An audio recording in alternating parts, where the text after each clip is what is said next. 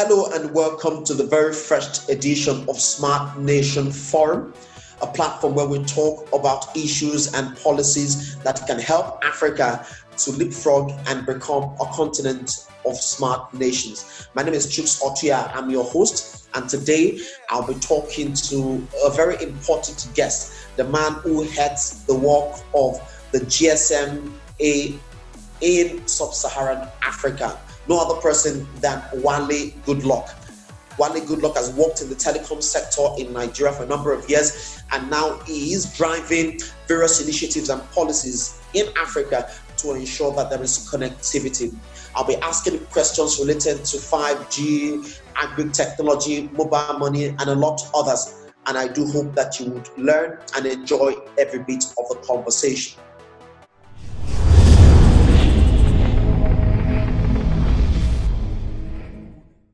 I want you to just maybe make it a little bit more practical. When people hear of connectivity, they feel it's just, okay, phone call, SMS, WhatsApp messages. Can you maybe make it a bit more practical? What is the potential of communication in society? Like, how can communication help a society move from point A to point B? Can you cite examples possibly?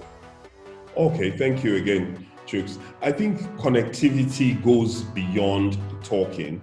The first step definitely is having universal coverage so that everybody is covered by a network. The second step is ensuring that everybody is covered by a broadband network, which will be anything from 3G, 4G to 5G. Then the next big thing is ensuring that people are not only covered, but they are again connected. And then you're looking at what the barriers are to people being connected, because we have a lot more people today in Sub-Saharan Africa who are covered by a mobile broadband network, but remain unconnected. So what are those barriers? Is it device affordability? Is it the price of data? Is it content? Is it digital literacy? Is it security and privacy concerns? So those are some of the things that we're working on. And when we can put all this together and then we then head into this connected world that we're all talking about, that will drive the digital economy and bring the dividends of digitization to everybody in Nigeria and in Africa, then we're talking about connected, our homes are connected, our work is done based on connections. Everybody's working from home now. People are schooling from home. Machines are talking to each other. This is all about connectivity. So the world we're going to is a very, very connected world. Personally speaking, I have reported issues that have to deal with policy, having an enabling policy for digital economy to take off. When you look at the pandemic, how it has affected life, work, all aspects of human life, like you said, everybody's working remotely right now. Do you think the pandemic has helped stakeholders to understand the need for connectivity, to fast track policy? If I want to cite a quick example, for instance, in Nigeria, I think it was recently the minister actually intervened to solve the issue of right of way for telecom operators. It's been a bugging issue in the sector. Do you think that with the whole pandemic, governments will be a lot more decisive in terms of taking action that will fast track communication? Yes, I think so. And, this is not only in Nigeria, but across the world, we have seen that governments have recognized the importance of connectivity because the world, as a result of the pandemic, has moved online. Everything is being done online. Meetings are being done online. School is being done online. People are working online. People are socializing online. People are attending parties online. Our entire universe has shifted. So governments now realize more than ever the importance of, one, getting everybody covered, and secondly, getting everybody connected to the internet. I think that this will be one of the positive outcomes of the pandemic. We will see a lot of investment in infrastructure and in the support structure to deliver a digitally enabled world. What is interesting also, when you look at the way the world is going now, is that governments have really come to the party. Governments have, for instance, began the allocation of spectrum, sometimes on a temporary basis. But we've seen governments in South Africa, in different parts of the world, in Nigeria, support operators with an enabling environment, with the right spectrum at the right time, with the right terms and conditions. All this is to drive connectivity. So you gave a really good example where the minister and the NCC have intervened with issues around rights of way. We need fiber in the ground. We need fiber in the ground like yesterday. And the cost of rights of way has always been a significant barrier. So this is a classic example again of government understanding what is required. When you look at Nigeria has just launched its new broadband plan for 2020 to 2025. It's an excellent document. It's a very forward-looking document. It's a very ambitious document. It's a document that I'm proud to say that the GSMA was part of those who sat down to help conceptualize it. And we're seeing government also realize that it's not often the supply side that is the problem. Government is also beginning to do a lot of work on stimulating the demand side so that we have a meeting of the two, which again will result in a connected Nigeria, and it would lead to empowerment of our people. I'm going to ask you a question about the cost of data a lot later. But firstly, financial inclusion.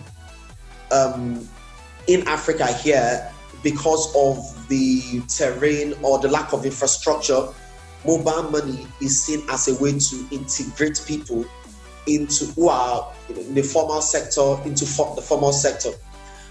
How do you, or what is the GSMA doing per se to expedite mobile banking? The GSMA has been very active in the promotion of mobile money. We see mobile money as a strategic tool for financial inclusion. We see mobile money particularly being able to deliver in Africa banking services at the price and at the terms, in the right place, right conditions for our people in Africa. A lot of Africa remains unbanked. If you look at Nigeria, for instance, 60% of our adult population remains unbanked. That is a big challenge. And if people remain unbanked and remain financially excluded, it is very difficult for them to take the benefits of whatever investments are going on in the country and for us to lift them out of poverty. So for sure, we remain at the forefront of promoting mobile money. We're doing a lot of work in the advocacy space. We're doing a lot of work with governments in terms of helping to create an enabling environment. We're working with operators in terms of best practices. We're certifying operators to be, for mobile money, making sure that you are adhered to the best standards. And we work with people like the Bill and Melinda Gates Foundation extensively to deliver mobile money advocacy, policy, and structure. I want to talk about the cost of data, because to the average Nigerian out there who is trying to make a living, the cost of data in Nigeria is still too much comparable to the source of livelihood in that sense. In looking at Nigeria in particular, I may not have bundle prices at my fingertips, but I do not think that data prices in Nigeria compare negatively with data prices in other peer countries in Africa. I think that data prices here are particularly very competitive and very good. There is a concern all over the world, even in Western Europe, in America, about data prices, and governments and operators are doing different things to bring data prices down. There's a lot of work that government needs to do, for instance, in terms of spectrum pricing, in terms of total cost of ownership, in terms of taxation. And there's also a lot of work that operators have to do in terms of building more robust networks, in terms of spreading the reach of the networks, in terms of working at their cost structure. So I'm confident that with all this working in tandem, we will see more and more as time goes on, more and more appealing data bundles and pricing. Let's talk about 5G. Because, firstly, what is 5G? What is 5G? 5G is the latest evolution in terms of technical standards for delivering data. Even though, the Chinese have started working on 6G, but the rest of the world is just beginning to roll out 5G. And we've seen a lot of progress in China, in America, in Europe, in Korea, in Japan. And more recently, we've seen 5G networks launch in Africa, particularly in South Africa, and we've seen successful trials in Nigeria and in Kenya. 5G will bring greater speed, it will bring it'll bring a lot, it'll do a lot of things in terms of the quality of the data. So you'll be able to do a lot more with a 5G network than you can with a 3G network. A 5G network is optimized from day one for data. I don't think that there is cause for alarm concerning 5G. Nigeria, under the operators in Nigeria, I think MTN, I'm not sure who else has conducted a trial, but I do know that MTN has conducted a trial under the auspices of the NCT and the ministry.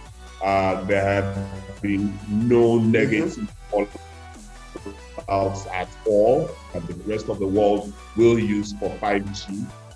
The World Health Organization, the European Union, and all the standard bodies have all found that 5G poses no risk at all to human beings. 5G frequencies have always been in use for other purposes. So, the emission standards are well below standards that should be of concern to us. So I think that there's a need to address the misinformation that was spread around 5G.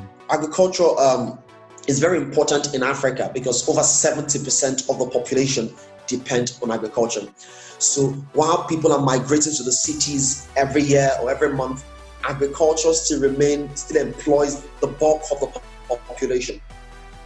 So if we're talking about connectivity, mobile and the rest, we should be able to deploy these technologies into agriculture to help us scale up production, increase efficiency and things like that. Someone was talking about, that was the president of the African Development Bank, Mr. Additional. He was talking that we need to start looking at agriculture from the context of agribusiness, not just agriculture for subsistence. So I want you to talk about technology and agriculture, the potential, what's possible, what the GSMA is doing to create opportunities. That's it, and people, so that people can get out of poverty. Okay, thank you very much. We are doing a lot of things on different fronts. One area that is particularly exciting for me is we are giving a lot of grants to startups and techpreneurs in Africa to find scalable solutions that we can deploy in agriculture in Sub-Saharan Africa. So mobile technology is solidly investing in agri.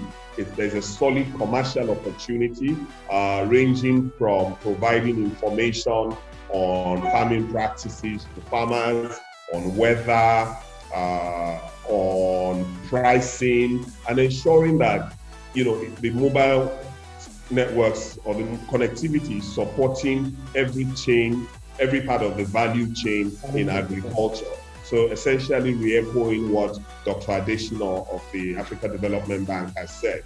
We see the opportunity and we are addressing those opportunities. We are converting a lot of things into local languages for our farmers.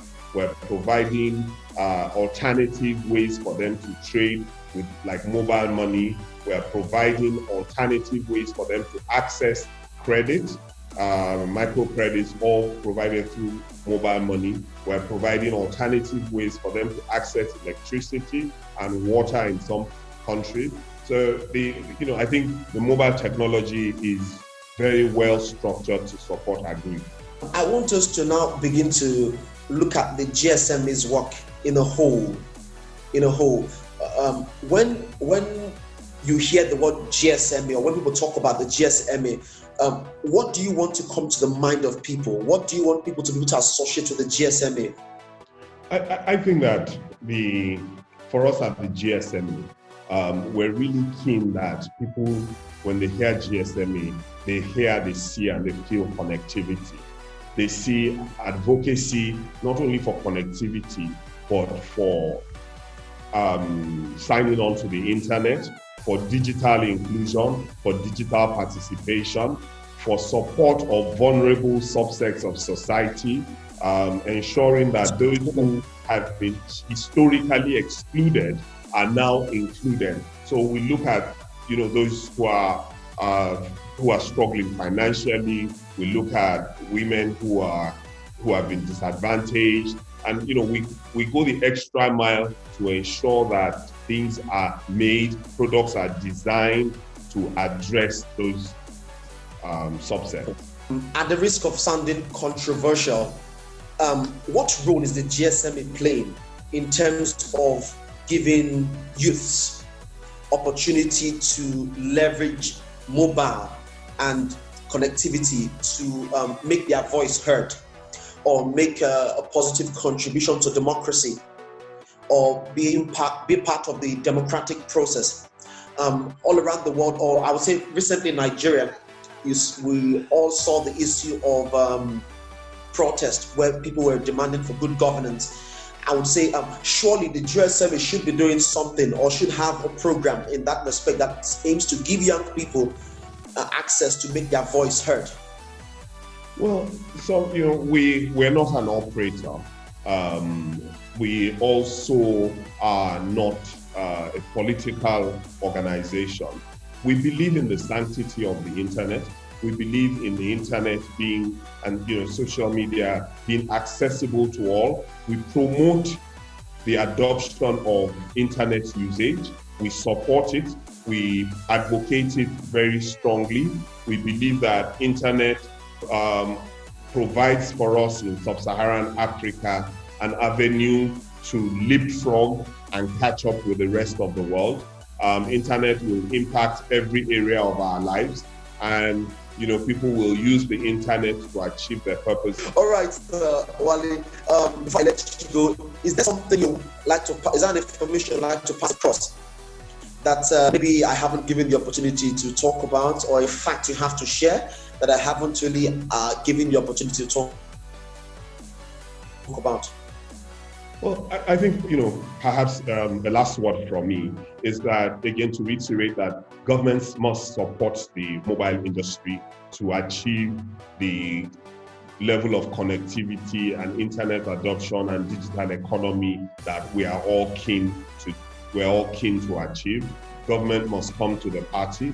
Governments in Africa particularly must learn the trade-off between treasury expectations for spectrum and spectrum as a tool to lift people out of poverty. So we must make spectrum available at the right time, at the right price, and to those players who can deliver the most. I think also that governments in Africa must continue to support the adoption of mobile money. They must support the promotion of mobile money. They must support telcos, MNOs being able to deploy mobile money networks across Africa. That is the only way we're going to bridge the financial inclusion gap, bring everybody online, and let everybody participate in the wealth that the industry is creating. We've been talking to Akinwale Goodluck, the head of the GSM Association in Sub-Saharan Africa.